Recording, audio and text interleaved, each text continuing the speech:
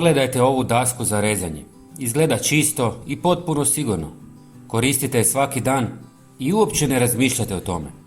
Ali postoji jedan detalj koji većini ljudi nikad ne padne na pamet, a mogao bi promijeniti način na koji gledate pripremu hrane.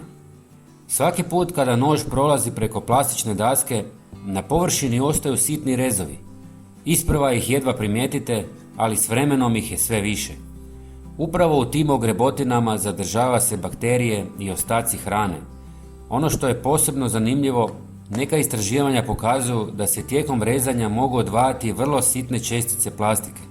Toliko sitne da ih ne vidimo, ali mogu završiti zajedno s hranom. Ne znači da će vas to odmah ugroziti, ali sve više ljudi počinje razmišljati o tome što svakodnevno koristi u kuhinji. Jer male stvari koje radimo svaki dan s vremenom se zbrajaju.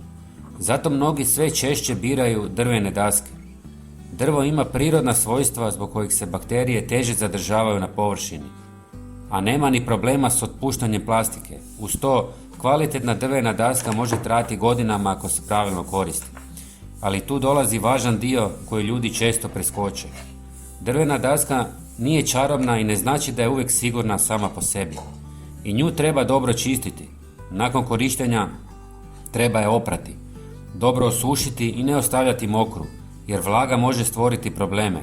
Povremeno je dobro i nauljiti kako bi ostala u dobrom stanju. Na kraju se sve svodi na jednostavno pitanje.